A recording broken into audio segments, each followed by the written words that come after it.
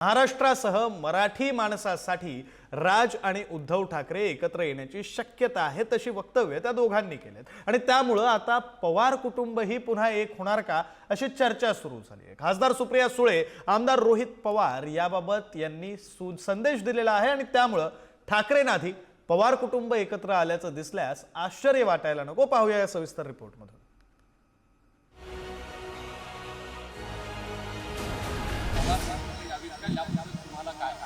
पांडुरंगाची जी कुटुंब एकत्र येतील राजकारणामुळे घडलेली सगळी एकत्र आली तरी आम्हाला आनंद आहे।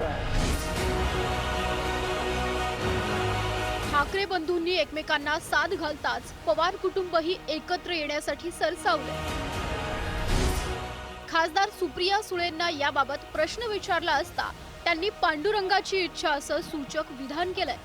पांडुरंगाची इच्छा, पांडुरंगाची इच्छा। तर पवार कुटुंब एकत्र आल्यास आनंदच होईल असं छगन भुजबळांनी म्हटलंय। त्या दोघांनी एकत्र येण्याचं सांगितलं खरं, पण ठाकरे एकत्र येत असतील तर जसे आता पुन्हा पवार एकत्र यावेत का याबद्दल तुम्हाला काय वाटतं? पांडुरंगाची इच्छा। त्या दोघांनी एकत्र येण्याचं सांगितलं खरं, पण ठाकरे एकत्र येत असतील तर जसे आता पुन्हा पवार एकत्र यावेत का याबद्दल तुम्हाला काय वाटतं? पांडुरंगाची इच्छा। हे दोघे एकत्र येण्याचा प्रयत्न करतात काय, सगळ्यांनी आपण त्यांना शुभेच्छा देऊया।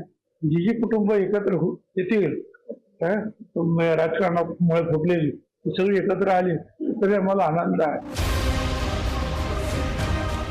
ठाकरे बंधूंनी महाराष्ट्र हितासाठी एकत्र येण्याचं एकमेकांना आवाहन केलंय।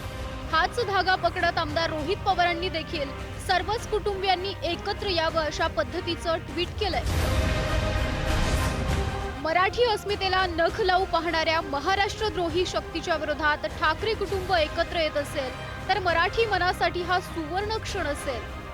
केवळ ठाकरे कुटुंबानेच नाही तर सर्वच कुटुंबांनी महाराष्ट्र धर्म जपण्यासाठी एकत्र यायला हवं आणि यातच महाराष्ट्राचं हित आहे। गेल्या वर्षी 12 डिसेंबरला शरद पवारांच्या वाढदिवसानिमित्त अजित पवारांनी सहकुटुंब दिल्लीमध्ये त्यांची भेट घेतली आणि या भेटीनंतर दोन्ही पवारांनी एकत्र यावं असं विधान रोहित पवार यांच्या मातोश्री सुनंदा पवारांनी केलं होतं। तर नववर्षाच्या पहिल्याच दिवशी अजितदादांच्या मातोश्री आशाताई पवारांनी पंढरपूर गाठत दुभंगलेलं पवार कुटुंब एकत्र येऊ दे अशी प्रार्थना विठुराया चरणी केली होती।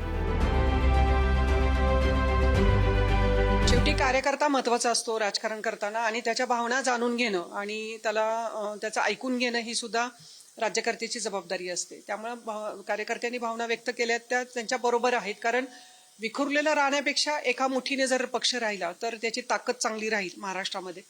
त्यामुळं मी कार्यकर्त्यांच्या भावनांचा आदर करते की त्यांनी ह्या भावना दादा किंवा साहेबांच्या बरोबर त्यांनी समोर व्यक्त केलेल्या आहेत। घरातले सगळे वाद संपू दे देवाला सांगितलं, पांडुरंगाला दादाच्या मागची सगळी जाऊ दे। आता या पद्धतीने सगळीकडनं संवाद सुरू व्हायला लागले। लवकरात लवकर यावरती व्हावं असं वाटतंय। शरद पवार सांगितलं दादा एकत्र यावे। हो।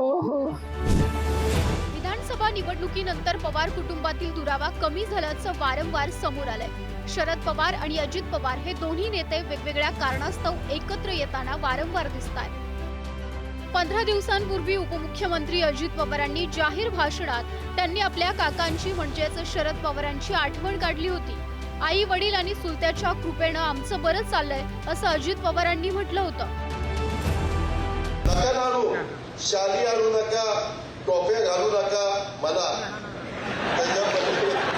हार घालू नका, नुसता नमस्कार करा, तो मला प्रेमाचा वाटेल। कर्मधर्म संयोगाने आई बापाच्या कृपेने सुलत्याच्या कृपेने बरंच चांगलं चाललंय। आम्हाला पवार साहेब आमचं दैवत आहे त्याबद्दल दुमत नाही, परंतु प्रत्येकाचा काळ असतो। कुठेतरी 80 वर्षाच्या पुढे गेल्यानंतर नवीन लोकांना संधी द्यायला पाहिजे। केंदुरकरांनो, मी जर साहेबांचा मुलगा असतो तर मला संधी मिळाली असती का नाही? असती का नाही? मिळालीच असती। फक्त आम्ही त्यांच्या मुलगा नाही म्हणून मला संधी नाही, हा कसा न्याय? गेल्या आठवड्यात उपमुख्यमंत्री अजित पवारांचे धाकटे चिरंजीव जय यांचा साखरपुडा पार पडला। त्यावेळी अख्खं पवार कुटुंब एकत्र आल्याचं बघायला मिळालं। शरद पवार साखरपुड्यास्थळी दाखल होताच अजित पवार त्यांना घेण्यासाठी फार्म हाऊसच्या गेटवर गेले होते. तर साताऱ्यात रयत शिक्षण संस्थेच्या बैठकीत पवार काका पुतणे शेजारी बसल्याचं दिसलं. त्यामुळे भविष्यात पवार कुटुंब एकत्र आल्याचं दिसल्यास आश्चर्य वाटायला नको. ब्युरो रिपोर्ट, पुढारी न्यूज.